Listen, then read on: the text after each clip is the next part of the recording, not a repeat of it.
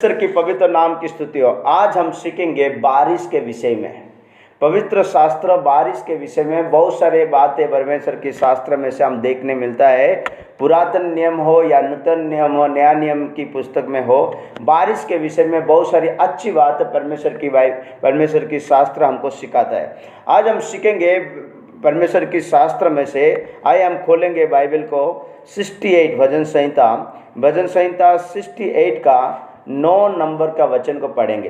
साम 68:9 परमेश्वर का वचन क्या कहता है, यहाँ पर हम ध्यान से पढ़ेंगे। हाँ, हे परमेश्वर, तूने बहुताई की वर्षा की, तेरा निज भाग बहुत सूखा था, परंतु तूने उसको हरा भरा किया है। परमेश्वर के पवित्र नाम की स्तुति हो। यहाँ पर लिखा है, हे परमेश्वर, तूने बहुताई की वर्षा की है, तेरा निज भाग बहुत सूखा था, परंतु तूने उसको हरा भरा कर दिया। प्यारे प्रभु के लोग, यहाँ पर राजा दाऊद के जीवन की एक अनुभूति, एक एक्सपीरियंस को उसने परमेश्वर के सामने परमेश्वर की महिमा करते हुए, परमेश्वर के सम्मुख में परमेश्वर की महिमा करते हुए, प्रार्थना करते हुए, इन बातों को राजा दाऊद यहाँ पर कहते हैं, हे परमेश्वर, तूने बहुतायत की वर्षा की है, क्योंकि तेरा निज भाग, तेरा खुद के लोग बहुत सूखा था और अभी ये क्या हो गया, हरा भरा हो गया। सूखा रहने का मतलब, प्यारे प्यारे प्रभु के लोग, सूखा रहने का मतलब आनंद का जिंदगी नहीं, वहां पर खुशी नहीं, वहां पर शांति नहीं, वहां पर मतलब परमेश्वर का वचन कहता है, जहां पर सूखापन होती है वहां पर निराशा दिखाई देती है।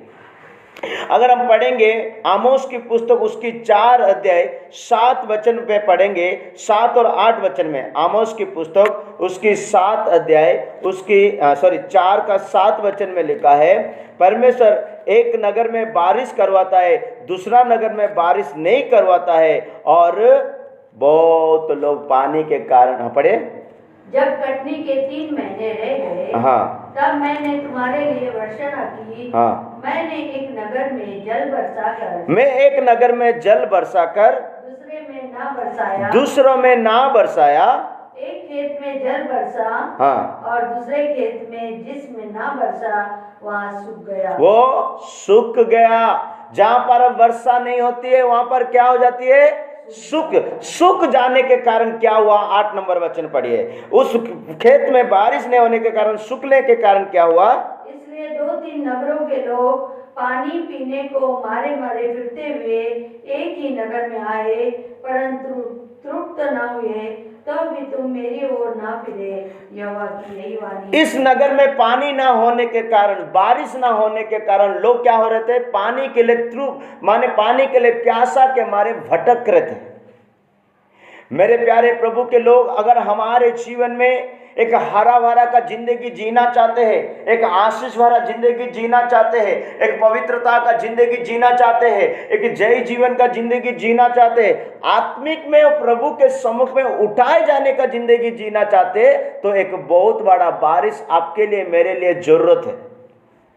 परमेश्वर का वचन कहता है, परमेश्वर का पवित्र शास्त्र हमसे कहता है, जितना अच्छा बारिश होगा उतना ऊपर हम जाकर परमेश्वर के सम्मुख में खड़ा हो पाएंगे। उदाहरण के लिए आत्मिक रीति से अगर हम सोचेंगे, नूह के जीवन में उसकी परिवार में 8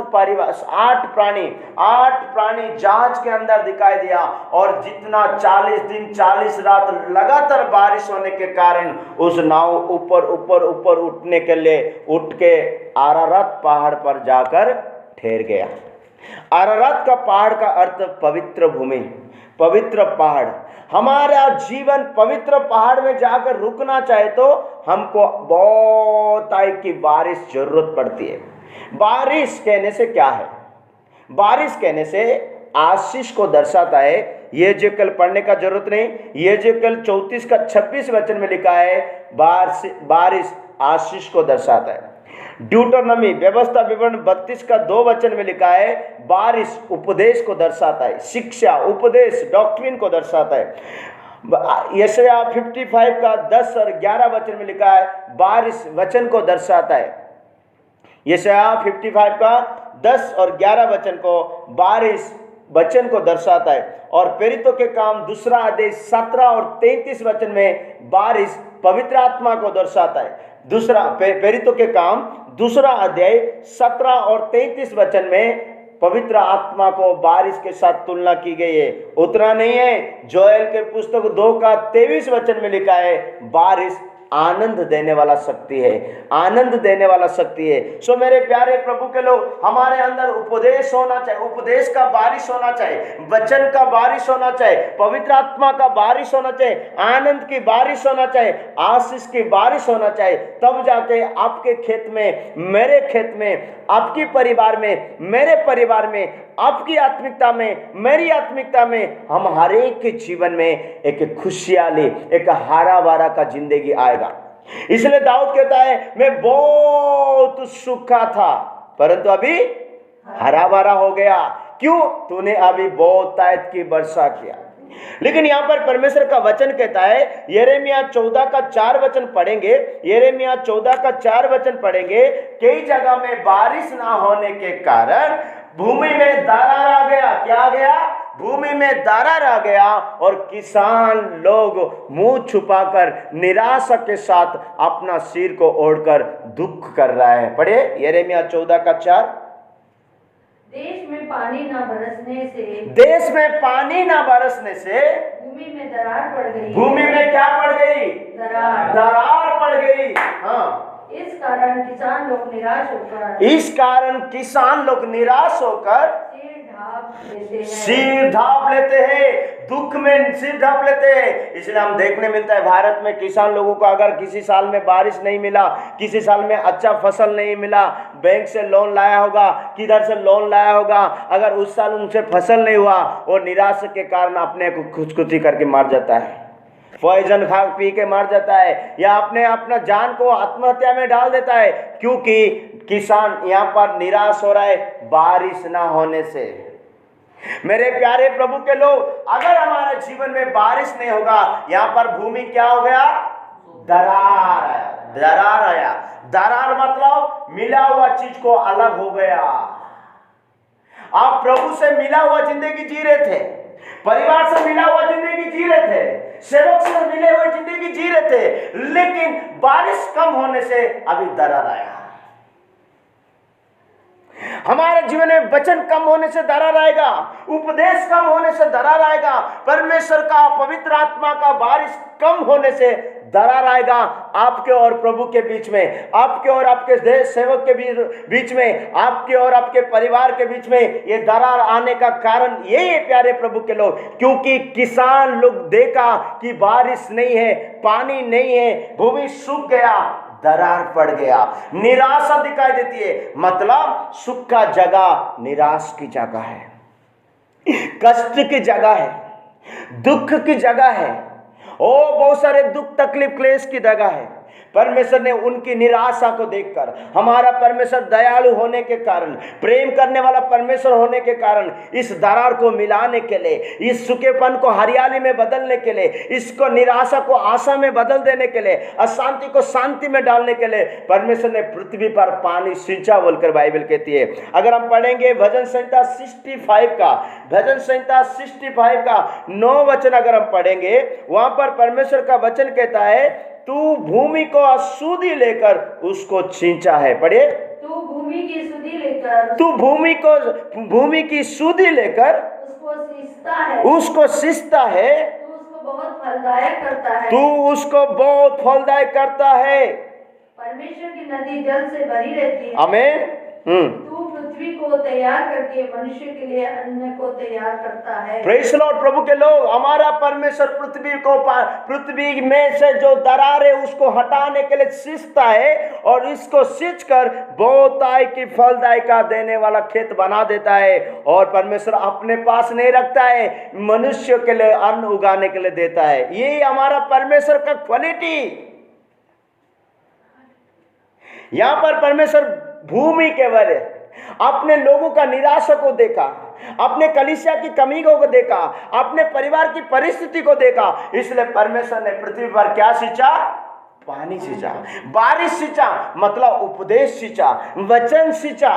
प्रभु के नाम की स्तुति हो। जब इस प्रकार की सींचने से क्या हुआ, तो उसको बहुत फलदायक मिला, बहुत फलदायक करता है। परमेश्वर का नदी जल से भरा रहती है, तो पृथ्वी को तैयार करके मनुष्यों के लिए दे देता है। मेरे प्यारे प्रभु के लोग, आज शाम के समय हम जितने प्यारे प्रभु के लोग आए हैं, हम सब के अंदर एक बारिश जरूरत है। मैं आज आप लोगों को 5 पॉइंट बताऊंगा, बारिश हमारा जीवन में क्या कर सकता है। मैं आप लोगों को लास्ट में बताऊंगा, बारिश हमारा जीवन में बहुत बढ़िया बढ़िया काम और आश्चर्य काम कर सकता है, जो बारिश हमारे जीवन में हम कभी सोचा नहीं रहेगा। मैं आज शारीरिक रीति की बारिश के बारे में तो नहीं कहता हूं। बाइबल में बारिश, दोनों प्रकार की बारिश, नकारात्मक विषय भी है, सकारात्मक विषय भी है। लेकिन हमको सकारात्मक वचन और आत्मिकता के लिए, हमारा खुद की जीवन की हरा भरा के लिए हम उस बारिश को ग्रहण करना चाहिए। परमेश्वर की पवित्र नाम की स्तुति हो। इसलिए प्रभु का वचन कहता है, जकरिया 10 का 1 वचन में लिखा है, जकरिया 10 का 1 वचन में लिखा है, बारिश के अंत से यहोवा से कि बारिश को मांगो और वो जो बिजली चमकाने वाला है वो तुम्हें बारिश देगा। हाँ, बरसात के अंत में यहोवा से वर्षा मांगो, बरसात के अंत में यहोवा से वर्षा मांगो, यहोवा से जो बिजली चमकाता है, यहोवा से जो बिजली चमकाता है, और वह उसकी वर्षा देगा, वो उन्हें उनको वर्षा देगा, और हर एक के खेत में हरियाली उपजाएगा। हर एक के खेत में, हर एक के परिवार में, हर एक के बिजनेस में, हर एक के मिनिस्ट्री में, हर एक के हृदय में वो हरियाली उपजाएगा, आनंद उपजाएगा, ओ खुशी उपजाएगा, प्रेम उपजाएगा, विश्वास उपजाएगा। परमेश्वर के उस बारिश के कारण जो बिजली चमकाता है। दुख में एक दिन बड़ी दुख के साथ निराशा में टूट पड़ा था आयुब। इस दुख में रह के क्या बोलता है, बारिश का कोई पिता है क्या? क्या बोल रहा है? बारिश का कोई पिता है क्या?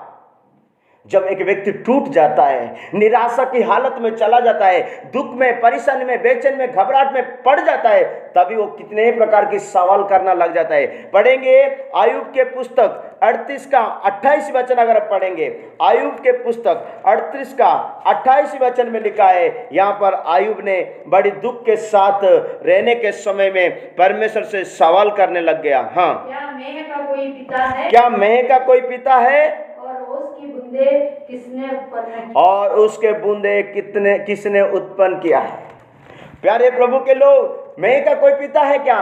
जकरिया 1 का 10 का 1 वचन हम क्या पढ़ा? जो बिजली चमकाता है उनसे बारिश को मांगो।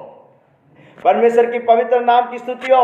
मत्ती रचित सुसमाचार 5 का 5:45 में क्या लिखा? मत्ती रचित सुसमाचार 5 का 45 वचन में लिखा है, वो धार्मिक के ऊपर और अधार्मिक के ऊपर दोनों के ऊपर सूर्य उगाता है, और उसी तरह धार्मिक के ऊपर अधार्मिक के ऊपर बारिश भी करता है। हमारा परमेश्वर बारिश को भेजने वाला परमेश्वर है। प्रभु के नाम की स्तुति हो। सो मेरे प्यारे प्रभु के लोग, हमारा परमेश्वर तो बारिश देता है। अभी ध्यान देना और थोड़ा, हमारा परमेश्वर तो बारिश देगा। कुछ खेत में बारिश नहीं होता है, कुछ खेत में बारिश होता है, किसी के जिंदगी में उन्नति दिखाई देती है, किसी के जिंदगी में उन्नति नहीं है, किसी के जिंदगी में खुशी है, किसी के जिंदगी में खुशी नहीं है, किसी की आत्मिकता बढ़ रही है, किसी का नहीं बढ़ रही है। क्या कारण है? अभी तो सींच रहा हूं मैं, एक ही समान सींच रहा हूं ना, पानी तो एक ही समान सींच रहा हूं, वचन तो एक ही समान मिलेगा कलीसिया में, उपदेश तो एक ही समान मिलेगा कलीसिया में। परमेश्वर का उपदेश, वचन, पवित्र आत्मा का शक्ति जब परमेश्वर उतारेगा एक ही समान मिलेगा। फिर भी हमारे जीवन में हरा भरा नहीं आती है, हमारा जीवन में खुशहाली नहीं आती है, हमारा जीवन में बदलाहट नहीं आती है। क्या कारण है हमारे खेत में बारिश नहीं होने का? मैं 4 कारण बताता हूं। पहला कारण बारिश नहीं होने का, पहला कारण जकरिया 14 का 17 वचन में लिखा है, जकरिया 14 का 17 वचन में लिखा है, जो यरूशलेम को नहीं आएगा, अर्थात प्रभु के सम्मुख में जो आने के लिए पसंद नहीं करेगा, उनके परिवार में, उनके खेत में कभी बारिश नहीं होता है बोलकर जकरिया 14 का 17 वचन में लिखा है। और पृथ्वी के कुलों में से जो लोग यरूशलेम में राजा अर्थात सेनाओं के यहोवा को दंडवत करने के लिए ना जाएंगे, जो लोग यरूशलेम में अर्थात राजा सेनाओं की यहोवा को राजा को दंडवत करने के लिए जो यरूशलेम में ना जाएंगे, उनके यहाँ वर्षा ना होगी। उनके वहां क्या नहीं होगी? वर्षा ना होगी। अगर प्रभु के घर में जो नहीं जाएगा, प्रभु के सम्मुख को जो नहीं जाएगा, प्रभु के सम्मुख में जो नहीं आएगा, प्रार्थना में नहीं, वचन में नहीं, उपवास में नहीं, कलीसिया में नहीं, चर्च का कुछ भी काम में जो कभी आता नहीं है, उनके जीवन में कभी खुशहाली का बारिश नहीं है, हरा भरा का बारिश नहीं है। इसलिए मैं कहना चाहता हूं, कुछ भी हो जाए प्यारे प्रभु के लोग, प्रभु का घर को आना कभी बंद नहीं करना। हमारा घर में एक बारिश चाहिए, तो हमारा जीवन में एक बारिश चाहिए, तो हमारा दरार में एक मिलावट चाहिए, तो हमारा सूखापन में एक हरियाली चाहिए, तो हम यरूशलेम को आना चाहिए। बारिश हम यरूशलेम में आएंगे तो हमको वहाँ पर परमेश्वर का उपस्थिति मिलेगा, परमेश्वर का सिंहासन मिलेगा, उसकी शक्ति मिलेगा। मैं आप लोगों को कई बार बोल चुका है, यरूशलेम का कितने अर्थ में आप लोगों को दे चुका है। इसलिए यरूशलेम जो नहीं आएगा, अर्थात राजा के सम्मुख में जो नहीं आएगा, पिता परमेश्वर के सामने सम्मुख में जो नहीं आएगा, उसके जीवन में बारिश नहीं होगा। इसलिए प्रभु का सम्मुख को कभी नहीं छोड़ने का। आजकल थोड़ा फॉर्मेलिटी ज्यादा हो गया। हम प्रभु का सम्मुख को कुछ भी टीवी के सामने, मोबाइल के सामने प्रभु का सम्मुख नहीं मिलता है। मेरे बात को आप लोग बुरा माने, कुछ भी माने, उस सारे डिजिटल में प्रभु का सम्मुख आपको बिल्कुल नहीं मिलेगा। चर्च में मिलेगा, प्रभु के घर में मिलेगा। परमेश्वर का वचन कहता है, मेरे लोग पहाड़ से पहाड़ होकर, समुद्र से समुद्र होकर, सब लोग मेरे भवन में आएंगे और वहां से परमेश्वर का वचन को सुनेंगे। हम भी उसी तरह प्रभु के लोग आना चाहे और वचन को सुनना चाहिए। इसलिए लिखा है जकरिया 14 का 17 वचन में लिखा है, ये लोग यरूशलेम ना आने के कारण उनकी वहां बारिश नहीं हुआ। दूसरा, यिर्मयाह 3 का 3 वचन में लिखा है, पाप के कारण बारिश नहीं होता है। यिर्मयाह 3 का 3 में लिखा है, पाप के कारण बारिश नहीं होता है। अगर किसी की जिंदगी नहीं बदल रही है ना, किसी के परिवार में खुशी नहीं आ रही है ना, किसी की आत्मिकता में कोई चेंजेस नहीं है ना, इसका मतलब वो कोई ना कुछ पाप में उलझा हुआ है। कुछ ना कुछ पाप में, कुछ ना कुछ बुराई में, कुछ ना कुछ गलतियों में उलझा हुआ है। इसलिए वो छोड़ना नहीं चाहता है, उस पाप से मन फिराना नहीं चाहता है, उस पापों को त्यागना नहीं चाहता है। इसलिए उसके जिंदगी में एक बारिश नहीं आ पा रहा है। बारिश चाहिए तो पाप को त्याग करना होगा। पाप क्या है ब्रदर बोल के मुझे पूछेंगे। पाप बहुत सारे पाप है, अधर्म ही पाप है। लेकिन मैं 2 वचन ऐसे याद दिला देता हूं। याकूब 2 का 9 वचन में लिखा है, पक्षपात करना पाप है। पक्षपात करना ही पाप है, व्यवस्था तुमको अपराध ठहराएगा। दूसरा पाप क्या है ब्रदर बोल के मुझे पूछेंगे। यशायाह उसकी 24 का 20 वचन में लिखा है, यशायाह 24 का 20 में लिखा है, पाप एक बोझ है, जिसके ऊपर ये बोझ आ जाएगा वो कभी उठा पाएगा नहीं बोल के वचन कहता है। ये पाप का बोझ हमारे जिंदगी से निकाल जाना, ये पक्षपात की स्वभाव हमारे अंदर से निकाल जाना, तब जाके हमारे जीवन में के बारिश होगा। जैसे यिर्मयाह 3 का 3 में लिखा है, वहां पर एक बहुत बड़ा पाप लिखा है। यिर्मयाह 3 का 3 आप लोग पढ़ लेना। वो पाप हमारे जीवन में भी नहीं रहना। शारीरिक की अभिलाषा का पाप है, और पक्षपात करना एक पाप है, और पाप में बोझ में दबे रहना एक गलती है। इन सारे बातों से जब निकलेंगे हमारे जीवन में बारिश होगा। इसलिए पाप के कारण बारिश नहीं होता है। प्रभु के नाम की स्तुति हो। तीसरा में लिखा है, आमोस उसकी 4 का 8 वचन में लिखा है। आमोस 4 का 8 वचन हम लोग पढ़ने का जरूरत नहीं। आमोस 4 का 8 वचन में लिखा है, मन नहीं फिराने के कारण बारिश नहीं होता है। क्या नहीं करने के कारण? जब हम मन नहीं फिराएंगे तब हमारा जीवन में बारिश नहीं होगा।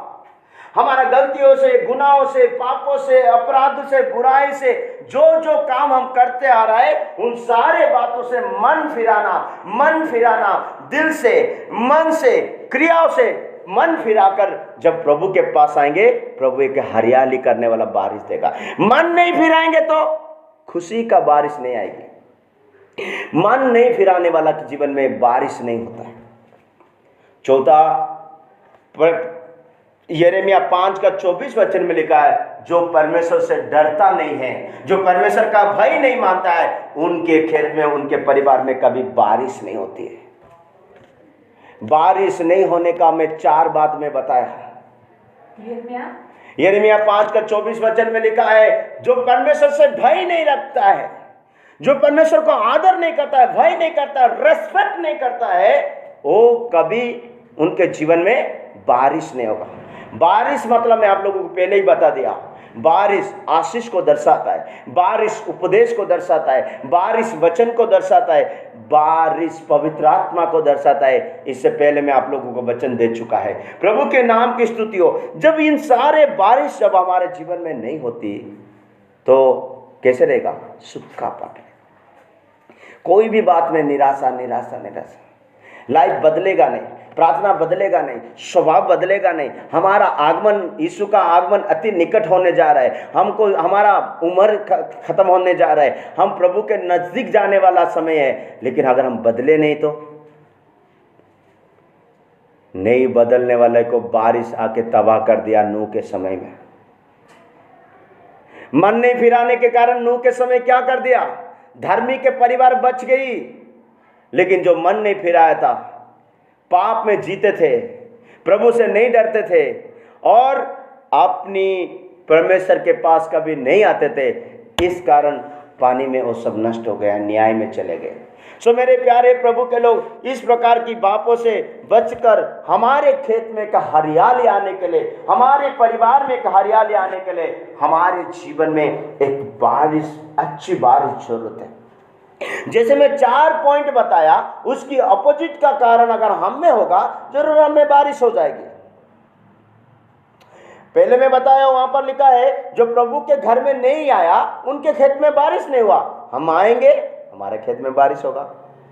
पाप करेगा तो बारिश नहीं होगा, पाप को छोड़ेगा तो बारिश आपके पास आ जाएगी। मन नहीं फिराए तो बारिश नहीं होगा, मन फिराएगा तो बारिश हो जाएगी। और प्रभु का भय नहीं मानेंगे तो बारिश नहीं होगा, प्रभु का भय मानेंगे तो बारिश होगा। प्रभु के नाम की स्तुति हो। हमारे जीवन बारिश से हमको बहुत कुछ मिलती है। इसलिए लेवियों की पुस्तक 26 का 4 वचन में लिखा है। लेवियों की पुस्तक 26, लेवी का पुस्तक उसकी 26 का अगर 4 वचन को पढ़ेंगे, 4, वहां पर लिखा है, तुम्हारे लिए समय समय पर मैं बरसाऊंगा, मैं तुम्हारे लिए समय समय पर बरसात करूंगा, मैं बरसाऊंगा, तथा भूमि अपनी उपज उपजाएगी, भूमि अपना उपज उपजाएगी, कलीसिया अपना उपज उपजाएगी, परिवार अपना उपज उपजाएगी, हमारा खुद का जिंदगी प्रभु के लिए उपज उपजाएगी। और मैदान के वृक्ष अपने अपने फल दिया करेंगे, मैदान के वृक्ष अपने अपना फल दिया करेंगे। क्यों? परमेश्वर समय पर वर्षा देता है। तो हमारा जीवन में समय समय पर कलीसिया में आना, समय समय पर वचन सुनना, समय समय पर आज्ञाकारी होना, परमेश्वर का बातों को पालन करना, समय समय पर हमारे जीवन में एक उपदेश का बारिश हो जाएगी, एक वचन का बारिश हो जाएगी, एक पवित्र आत्मा का बारिश हो जाएगी। ये सब मिलके हमको एक फलदायी का जीवन देंगे। हालेलुया, प्रभु के नाम की स्तुति हो। मेरे प्यारे प्रभु के लोग, सूखा जिंदगी नहीं जीना, नहीं बदलने वाला जिंदगी नहीं जीना। हमारा जिंदगी बदलना चाहिए, हमारा खेत में हरियाली आना चाहिए। पहले बहुत सूखा था, बहुत हो गया, अभी सूखा नहीं रहना, अभी कठिन नहीं रहना, अभी मन फिराना। प्रभु के नाम की स्तुति। जब हरियाली आना चाहिए, फल देना चाहिए और हमारे उन्नति होना चाहिए, तो परमेश्वर का समय समय में आने वाला बारिश को अपना लेना चाहिए। प्रभु के नाम की स्तुति हो। ये बारिश करेगा क्या? मैं अभी आप लोगों के सामने 5 बातों को रखूंगा। बारिश हमारा जीवन में क्या कर सकता है? बारिश हमारा जीवन में क्या कर सकता है? नंबर 1 पॉइंट, हमारा जीवन में बारिश मरे हुए चीज को दोबारा जिला सकता है। अय्यूब के पुस्तक 14 अध्याय 7 से लेकर 9 तक अगर पढ़ेंगे, अय्यूब के पुस्तक 14 अध्याय 7 से 9 तक अगर पढ़ेंगे, वहां पर ऐसे लिखा है कि चाहे वृक्ष काटा भी जाए और उसकी रूट मिट्टी में सूख भी जाए और बारिश की गंध लगने से, बारिश की गंध लगने से वो दोबारा पनपेगेगा। पढ़िए 14 का 7 से 9, आयुब के पुस्तक 14 का 7 से। वृक्ष के लिए तो आशा रहती है, वृक्ष के लिए तो आशा रहती है कि चाहे वह काट डाली भी जाए हाँ तो भी फिर पनपेगा, हाँ। और उसमें नम नम डालियां, उसमें नरम नरम डालियां निकलती ही रहेगी। हाँ, चाहे उसकी जड़ भूमि में पुरानी भी हो जाए, चाहे उसकी जड़ भूमि में पुरानी भी हो जाए, और उसका टूट मिट्टी में सूख भी जाए, उसकी टूट मिट्टी में सूख भी जाए, उसकी टूट मिट्टी में सूख भी जाए, तो भी वर्षा की गंध पाकर, क्या गंध पाकर? तो भी वर्षा का गंध पाकर, तो भी वर्षा का गंध पाकर वो फिर पनपेगेगा और पौधों के समान उसकी शाखाएं फूटेगी। हमारे जीवन में बारिश क्या करेगा? मतलब हमारा टूटे हुए चीज, बिगड़े हुए चीज, सूखे हुए चीज, मरे हुए चीज, नष्ट हो गया चीज दोबारा पनपेगा शुरू कर देगा, दोबारा नरम नरम डालियां देना शुरू कर देगा, दोबारा फल फूल सुगंध देना शुरू कर देगा।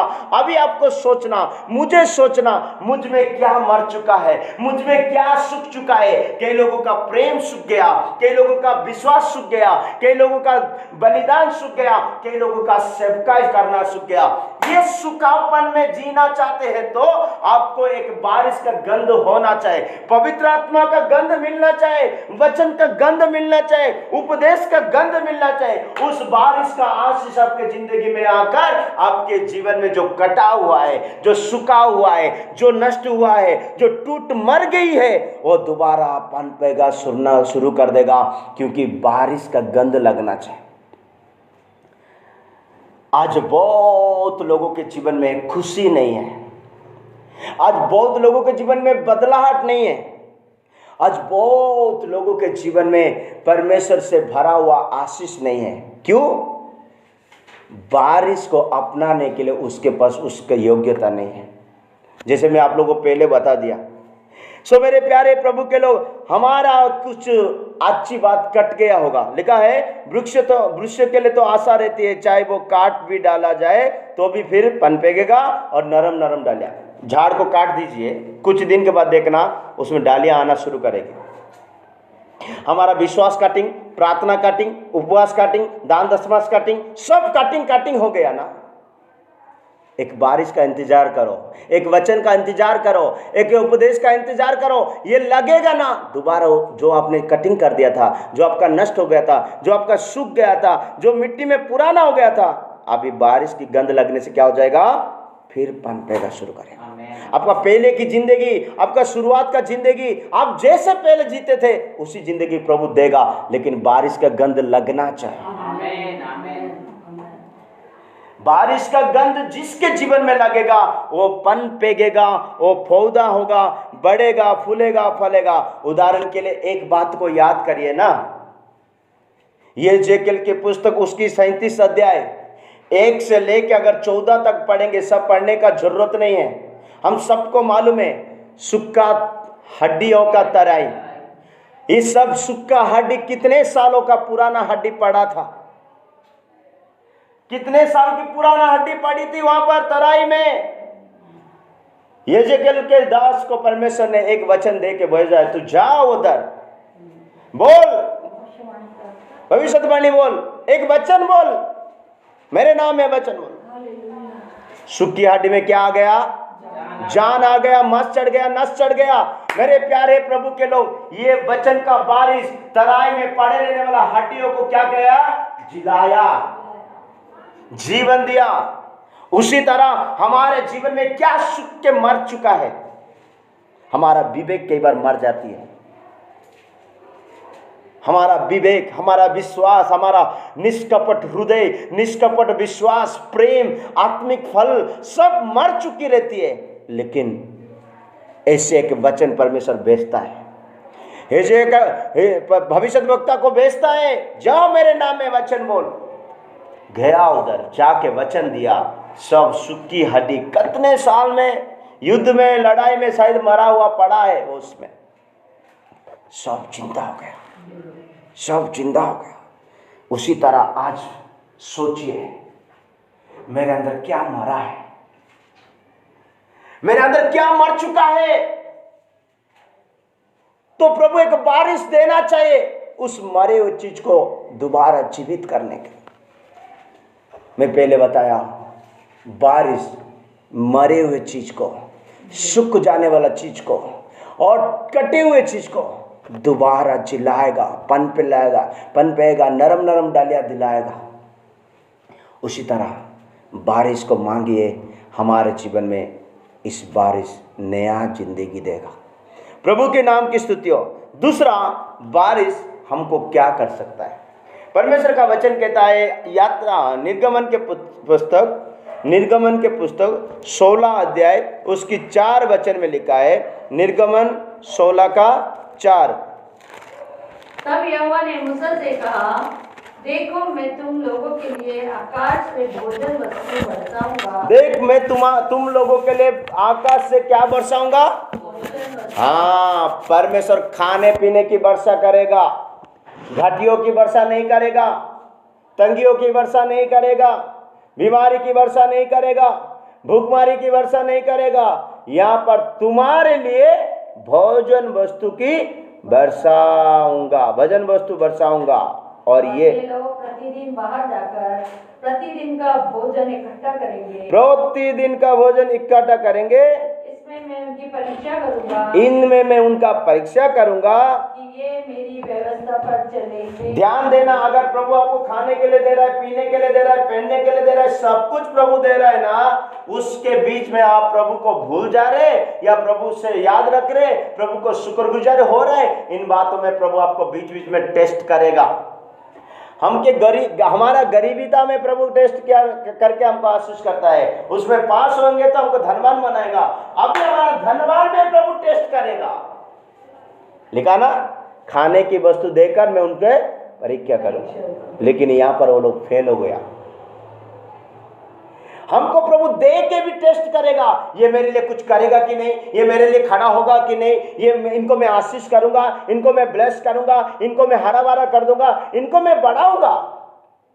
लेकिन बढ़ा के देखूंगा ये मेरे लिए कुछ करेगा कि नहीं, मेरे पीछे चलेगा कि नहीं, मेरे साथ रहेगा कि नहीं।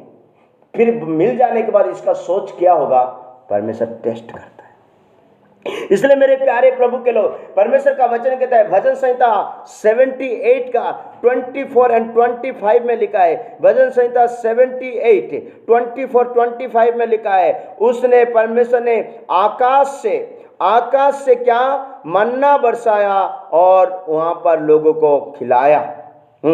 और उनके लिए खाने को मन्ना बरसाया, उनके लिए खाने के लिए मन्ना बरसाया, और उन्हें स्वर्ग का अन्न दिया, उनको स्वर्ग का अन्न दिया। नीचे का वचन में लिखा, दूतों लोगों का को स्वर्गदूतों की रोटी मिली, मनुष्य को स्वर्गदूतों का रोटी मिली, उसने उनको मनमाना भोजन दिया, उनको मनमाना जो पसंद है ऐसे भोजन उसको दिया। हमारा परमेश्वर जब बारिश करता है ना खाने पीने की, कोई घाटी नहीं होगा। मेरे प्यारे प्रभु के लोग, आपको अगर कोई देता है तो थोड़ा देगा, दोबारा मांगेगा तो वो दूर में रहेगा, मिलेगा नहीं। अगर परमेश्वर आपको देगा, किसी चीज का घाटी नहीं होगा, खत्म होने तक आपको खत्म ही नहीं होगा। इसलिए परमेश्वर उनसे कहता था, मन्ना को तुम्हें सुबह जाके कलेक्ट करना, संग्रह करना, उसको निकालना, शाम तक या दोपहर तक या धूप आने तक रखने का नहीं, कल तक नहीं रखने का, कल के लिए नहीं रखने का, इसको जल्दी खत्म करने का, बल्कि प्रभु कहने का। हमारे जीवन में प्रभु खाने की वर्षा करता है। उदाहरण के लिए एक बात को याद करो ना, मत्ती रचित सुसमाचार में अगर हम याद करेंगे, यहां पर 5 रोटी 2 मछली 5000 लोगों को खिलाया। ये क्या कर दिया परमेश्वर? खाने की बारिश उंडल दिया। 5 रोटी 2 मछली, घर में 2 एक बच्चे को भी नहीं होता है, लेकिन परमेश्वर खाना की बारिश किया कि 5000 लोग तो खाया 12 टोकरी उठाया। और दूसरा जगह में लिखा है, थोड़ी सी मछली थोड़ी सी रोटी में 4000 लोग खाया, वहां पर 7 टोकरी उठाया। मतलब हमारा परमेश्वर सचमुच खाने पीने की बारिश करने वाला है। हमारा परमेश्वर खाने पीने की बारिश करने वाला है। इस जिसके परिवार में परमेश्वर इस बारिश करेगा वो कभी भूखमारी में नहीं रहेगा। प्रभु के नाम की स्तुति हो। मैं एक अच्छी गवाही देना चाहता हूं, नाम किसी का नहीं लूंगा, समझ जाएंगे। पिछले महीना में हमारा घर में क्या क्या चाहिए लिस्ट बनाया था, राशन सामान क्या क्या चाहिए। एक परमेश्वर का बहन, परमेश्वर का बेटी अचानक हमारा घर में आया, बालक साहब, पास्टर साहब ये आप लोगों के लिए सामान लाया। पिछले महीना की बात कर रहा हूँ। पास्टर साहब आप लोग हमारे लिए दुआ करते, हम क्या आपके लिए दे सकते, ये हम आपके लिए लाया है। लिस्ट में देखा तो 2-3 को छोड़ के बाकी सारे सामान उस परमेश्वर का बेटी हमारे घर में लेके छोड़ के गया। खाने की बारिश प्रभु करने वाला, बस उस बारिश को आप पाने के लिए आप परमेश्वर के सामने आप भरोसा रखना, आपको खाना पीना का बारिश प्रभु करेगा, कभी घटी नहीं करेगा, कभी आपको खेत में सुखाएगा नहीं, कभी आपको किसी चीज का कमी नहीं होगा। 5000 लोगों को 5 रोटी 2 मछली में खिलाया तो आपका परमेश्वर आपको भी खिलाएगा, मुझे भी खिलाएगा। इसलिए कहता है खाने पीने की वर्षा करने वाला परमेश्वर हमारा परमेश्वर है। प्रभु के नाम की स्तुति हो। ऐसे तो बहुत साक्षी है, बहुत गवाहियां आपके जीवन में भी है, मेरे जीवन में है। परमेश्वर अद्भुत है, मैं धन्यवाद करता हूँ, वो अद्भुत रीति से हमको चलाता है। इसलिए हमारा परमेश्वर खाने पीने की, इसलिए भजन संहिता 105 का 40 वचन में लिखा है, आपने लोगों को स्वर्ग से रोटी देकर, स्वर्ग से मन्ना देकर मैं तृप्त करूंगा बोल के वचन कहते हैं। 40 वचन पढ़िए। उन्होंने मांगा तब उसने बटेरे पहुंचाई, हाँ। और उनको स्वर्गीय भोजन से तृप्त किया। उन्होंने स्वर्गीय भोजन से तृप्त किया। वाह, हालेलुया। सब लोग हालेलुया बोलिए। हमारा परमेश्वर स्वर्गीय भोजन से हमको तृप्त करता है। स्वर्गीय भोजन क्या है? स्वर्गीय भोजन पवित्र आत्मा में मिलने वाला आनंद है। स्वर्गीय भजन क्या है? पवित्र भजन है, मन्ना परमेश्वर का वचन है, परमेश्वर का उस उपस्थिति है, उस प्यार, शांति, समाधान, दुख नहीं, रोना नहीं, दर्द नहीं, बीमारी नहीं, कुछ नहीं, ऐसे के मन्ना आपको मिल रहा है। प्रभु के नाम को धन्यवाद करते हैं। हालेलुया। प्यारे प्रभु के लोग, हमारा परमेश्वर खाने पीने की बारिश करने वाला है। तीसरा नंबर विषय है धार्मिकता की बारिश। कैसे लग रहा है? खाने पीने की बारिश ठीक है, जीवन देने वाला बारिश ठीक है, सूखे जगह में हरियाली आने वाला बारिश ठीक है। अभी 3 नंबर बात है धार्मिकता की बारिश। हमारे जीवन में परमेश्वर के बारिश देना चाहता है, जिस बारिश मिलने से आप एक धार्मिक जीवन जी सकते हैं, एक पवित्र जीवन जी सकते हैं। पवित्र आत्मा के बिना कोई पवित्रता नहीं बन पाएगा। पवित्रता के बिना कोई पवित्र राज्य, परमेश्वर के राज्य में जा नहीं पाएगा। पवित्र आत्मा के बिना कोई भी अपने आप को धर्मी नहीं गिन पाएगा। इसलिए हमारे जीवन में पवित्र आत्मा का बारिश चाहिए। इस पवित्र आत्मा के बारिश में आप और मैं धार्मिक हो जाएंगे। इसलिए धार्मिकता का बारिश पढ़ेंगे। यशायाह 45 का 8 वचन में लिखा है। यशायाह 45 का 8 वचन में लिखा है, यहाँ पर परमेश्वर धार्मिकता की बारिश धर्मी लोगों के ऊपर उंडलता है। हे आकाश ऊपर से धर्म वर्षा, हे आकाश ऊपर से धर्म वर्षा, आकाश मंडल से धर्म की वर्षा हो। हाँ, पृथ्वी खुले कि उद्धार उत्पन्न हो, और धर्म भी उसके संग उगाए। मैं यहोवा ही ने उसे उत्पन्न किया है। आकाश मंडल से धर्म की वर्षा हो, आकाश मंडल से धर्म की वर्षा हो, पृथ्वी खुले की उद्धार उत्पन्न हुए, और धर्म भी उसके संग उगेगा। मैं यहोवा ने उसे उत्पन्न किया है। परमेश्वर धर्म की वर्षा करता है। ये धर्म की वर्षा में क्या होता है मालूम है? उद्धार उत्पन्न होती है, सच्चाई उत्पन्न होती है, परमेश्वर का उद्धार। और बहुत सारे लोग उस धर्म की वर्षा में भीगेंगे, उद्धार को पाएंगे। प्रभु के नाम की स्तुति। इसलिए होशे 10 का 12 वचन में लिखा है, धार्मिक का वर्षा में लोग क्या करेंगे? बीज बोने के लिए धार्मिक का वर्षा का साथ बीज बोएंगे, उद्धार को काटेंगे, उद्धार को प्राप्त करेंगे बोलकर ऐसे लिखा रहेगा। होशे 10 का 12, दानियल के बाद होशे मिलेगा, होशे 10 का 12 वचन। यहाँ पर लिखा है, फिर उसने मुझसे कहा, सॉरी दानियल निकलता, होशे 12। प्रेज़ लॉर्ड, प्रभु के नाम की स्तुति है।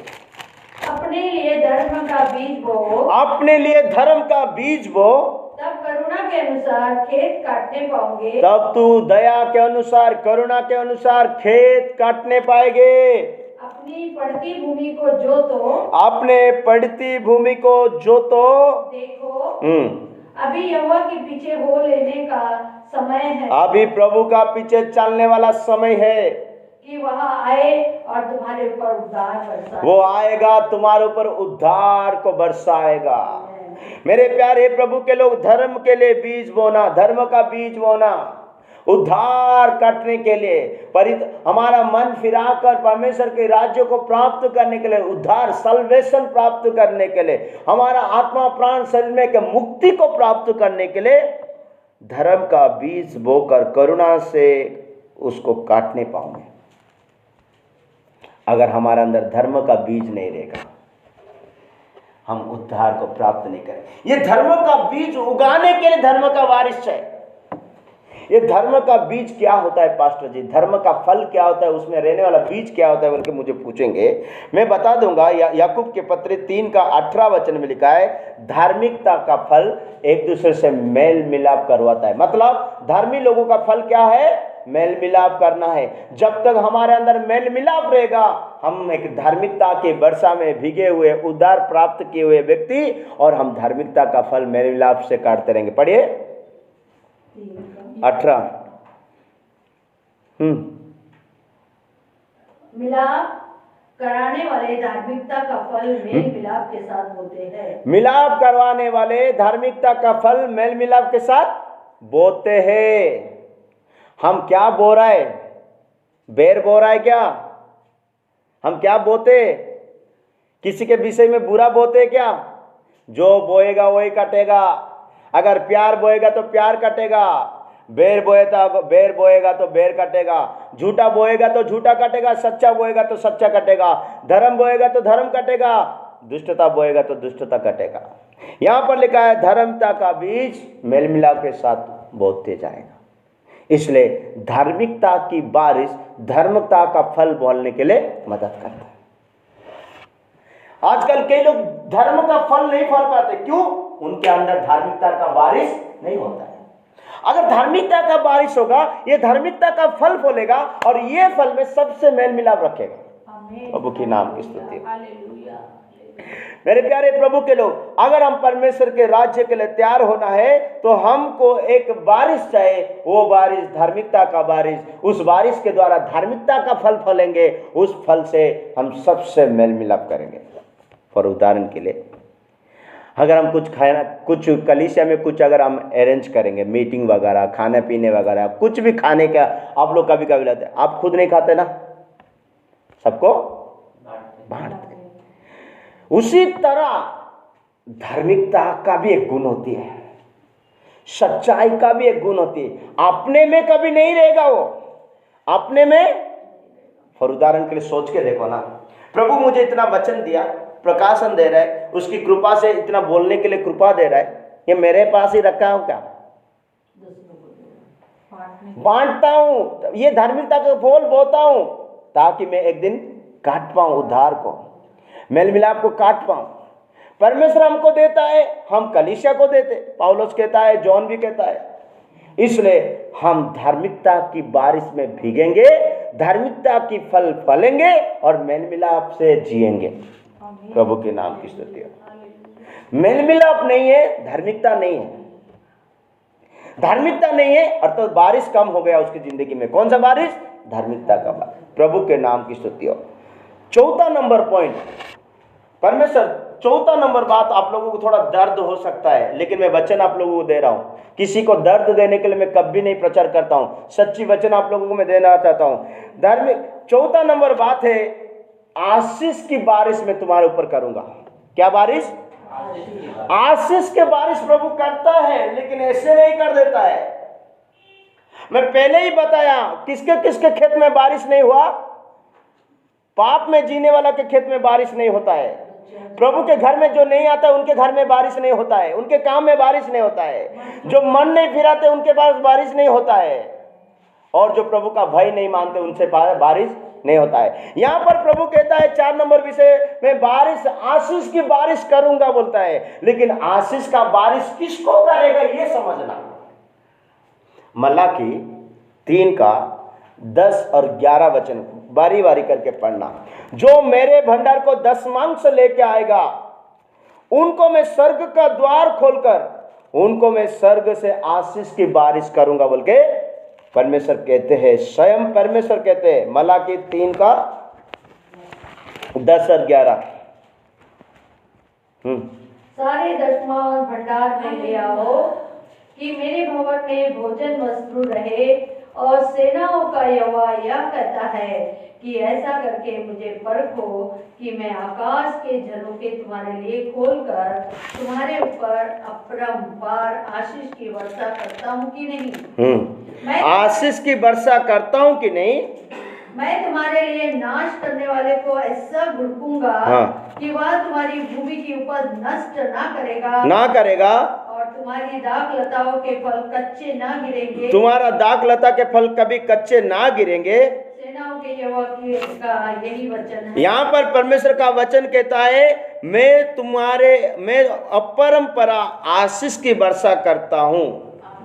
कैसे? अपरंपरा आशीष की वर्षा कब करेगा? जब उसके घर में हम दशमांश लाएंगे। इसमें हम चोख खाते, किसी गरीब को मदद करते तो हम दशमांश में खर्च करते, ये गलत है।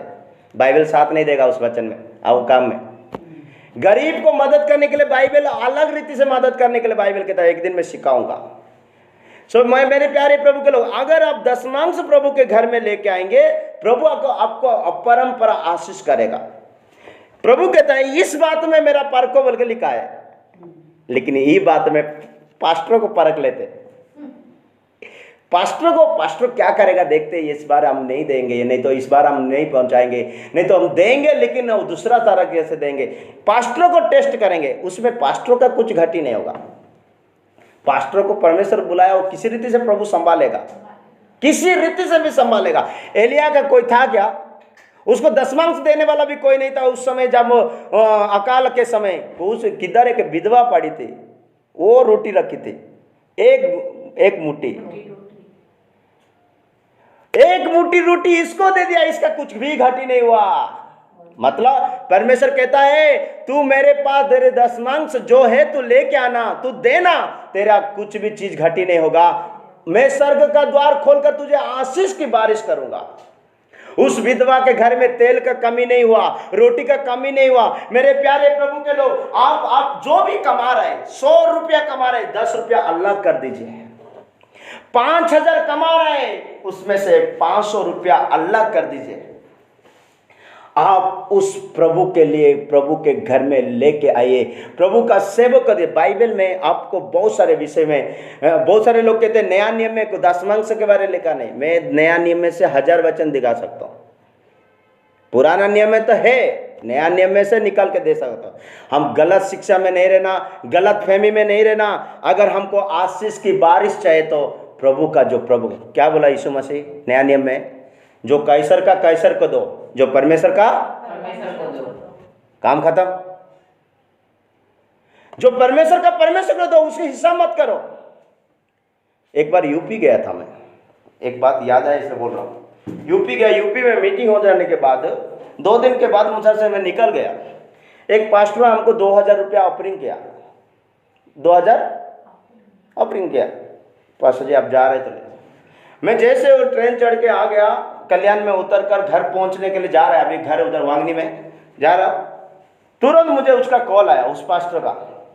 पास्टर क्या बोलता है, पास्टर जी आपको मैं 2000 दिया ना, खर्च हुआ क्या? मैंने खर्च नहीं हुआ, मैं तो रखा है ऐसे। तो आप एक काम करो, मुझे 1500 भेज दो ना। क्या बोला? 1500।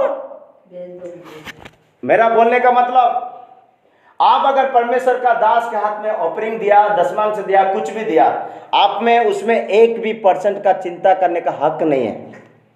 परमेश्वर का पैसा गिनने का हक नहीं है। देने के बाद गिनने का हक नहीं है। ये सेवक ने कहा, मैं बोला ठीक है पास्टर, दे देता हूँ, भेज देता हूँ। आप सोच के देखो, उस दिन परमेश्वर का दास के दिल में थोड़ा दुख आएगा कि नहीं? क्या हुआ मालूम है? मैं बड़ाई नहीं कर रहा हूं, आज उसके पास एक भी कलीसिया नहीं है। क्या नहीं है? नहीं है, कलीसिया नहीं उसके पास। मेरे से बड़ा है उम्र में। आप परमेश्वर के लिए जो दान दिया है ना, उसमें आप गिनने का कोई हक नहीं। आप सोच रहे मैं 1500 दिया था ना, ये खर्च किया ना, नहीं किया ना, बाकी दे देना, ये गलत है। इसलिए प्रभु का वचन कहता है, तू मेरे भंडार में पूरी रीति से लेके आना। कैसे लिखा है? पूरे सारे दशमांश भंडार में ले आओ, सारे दशमांश भंडार में लेके आओ, मेरे भवन में भोजन वस्तु रहे। और सेनाओं के यहोवा का यही कहता है, ऐसा तुम परखो, मैं आकाश के झरका को तुम्हारे लिए खोल दूंगा और तुम्हारे ऊपर परंपरा के आशीष। पूरा दशमांश लेके आओ। हनानिया सपरिया पूरा नहीं लाया था। ये भी नया नियम का तो है ना, नया नियम की कलीसिया ना। हनानिया सपरिया अपने लिए पूरा अपने लिए रखा था, भविष्य के लिए सोच रहा था। सेवक लोग कभी भविष्य के लिए सोचेगा नहीं। जो आज है प्रभु दिया, धन्यवाद, कल का प्रभु देगा। इसलिए हनानिया सपरिया आगे के बारे सोचकर दशमांश से रख दिया, पूरा नहीं लाया। इसलिए दोनों एक चुटकी में चले गए।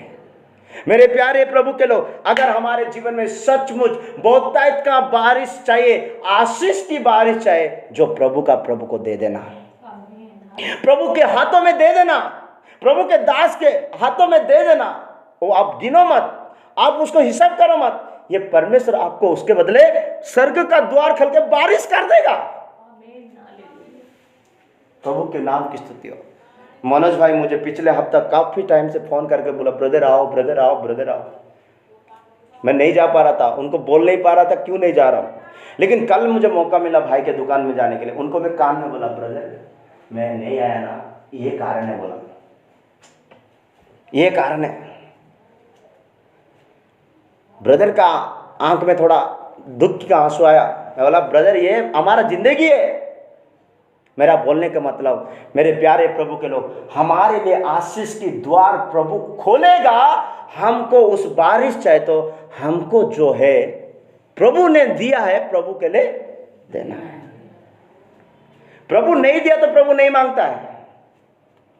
मेरे प्यारे प्रभु के लोग, जो प्रभु का है उनको प्रभु को दो। जो काइसर का काइसर को दे दो, उसमें हिसाब मत करो। जो प्रभु का प्रभु को दे दो, उसमें भी हिसाब मत करो। जो आपका है, स्वर्ग का द्वार खोल कर आशीष बरसाएगा, कोई चीज का घाटी नहीं होगा। प्रभु के नाम की स्तुति हो। इसलिए व्यवस्था, इसलिए परमेश्वर का वचन कहता है गलातियों 6:9 में, अच्छा काम करने में कभी पीछे मत हटो, अच्छा काम करते जाओ, प्रभु आपकी अच्छा काम का प्रतिफल देगा, बोल के बाइबल कहती है। प्रभु के नाम की स्तुति हो। अंतिम बातों को बोल के मैं समाप्त करूंगा।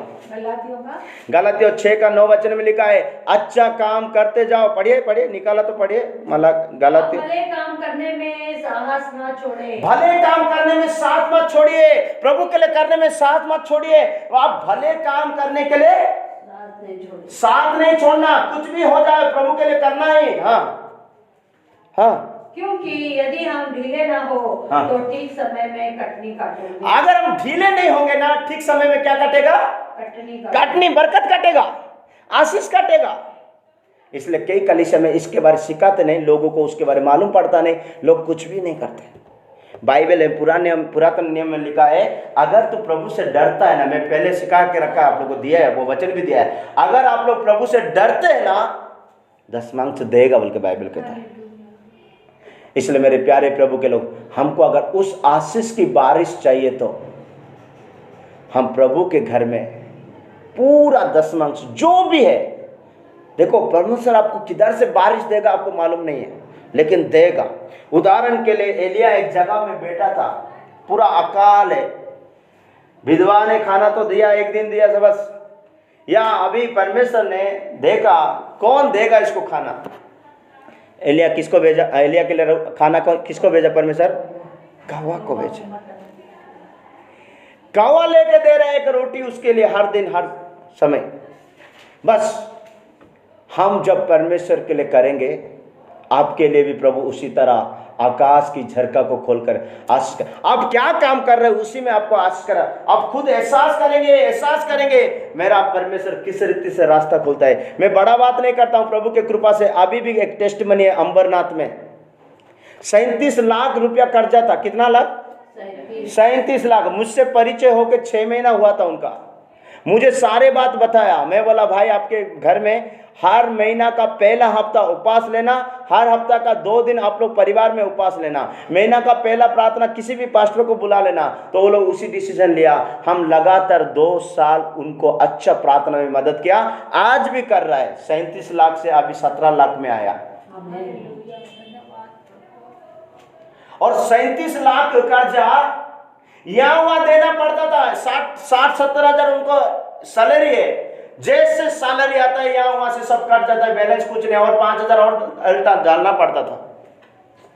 अभी अकाउंट में 40 हजार से या 30-35 हजार बच रहा है। सिर्फ उनको हम सजेशन दिया, कंडीशन बताया, समझाया, वो उसी रीति से करना शुरू किया। वो व्यक्ति वांगनी का चर्च का रेंट देता है, आप लोगों को मालूम है। उसलिए आज उस व्यक्ति 17 लाख में आ गया। बोलता है ब्रदर मैं यूके जाने का प्लान है। क्या बोल रहा है? मैं प्रार्थना करूंगा, जो प्रभु बताएगा वो बता दूंगा। पहली बार मैं बोला था आपको इस समय नहीं होगा, नहीं हुआ, नहीं गया। और जो जान यूके जाएगा ना 1 साल में सब कुछ क्लियर हो जाएगा ब्रदर। प्रभु का इच्छा है तो यहां से भी क्लियर कर सकता है प्रभु। बस आप प्रभु के लिए जो दे रहे हैं ना, दे देना, हिसाब नहीं करना। आपके लिए दरवाजा खोल देगा, आशीष की बारिश होगा। मुझे संभाल रहा है प्रभु, आपको नहीं संभालेंगे, बढ़िया रीति से संभालेंगे। प्रभु के नाम की स्तुति हो। अंतिम बात तो बोल के मैं समाप्त करूंगा।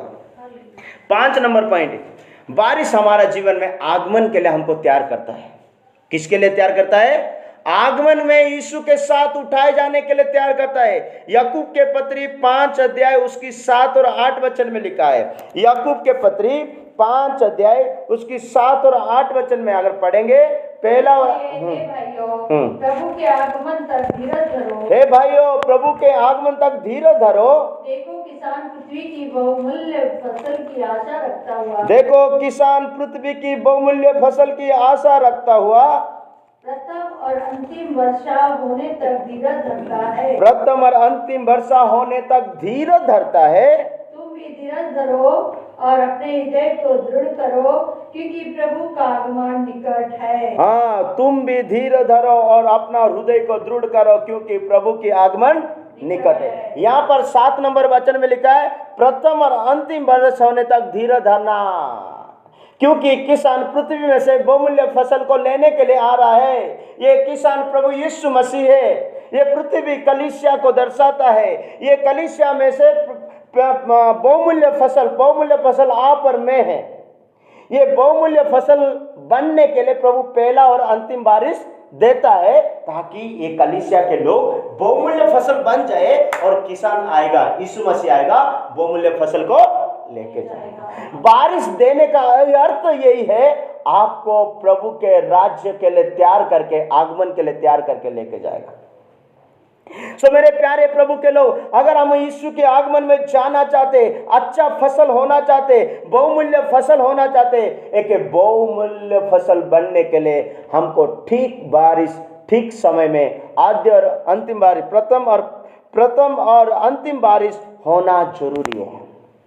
इसलिए उदाहरण के लिए अगर ड्यूटरनमी व्यवस्था विवरण 11 का 14 वचन में लिखा है, 11 का 14 व्यवस्था विवरण में परमेश्वर कहता है, मैं तुम्हारे लिए उचित समय में बरसात बरसाऊंगा, तुम फलेंगे और इकट्ठा हो जाएगा। हाँ, तो मैं तुम्हारे देश में बरसात के आदि और अंत दोनों समय की वर्षा को, मैं तुम्हारे देश में आदि और अंत दोनों समय की बरसात को अपने अपने समय पर बरसाऊंगा, अपने अपने समय पर बरसाऊंगा, जिससे तू अपना अन्न, नया दाख मधु और टटका तेल संचय कर सकेगा, जिसमें तूने अपना दाखलता, मधु और तेल संचय कर सकेगा, ले सकेगा, उठा सकेगा। तेल अभिषेक को दर्शाता है, दाख मधु आनंद को दर्शाता है, और क्या लिखा उसमें? और एक बात क्या लिखा?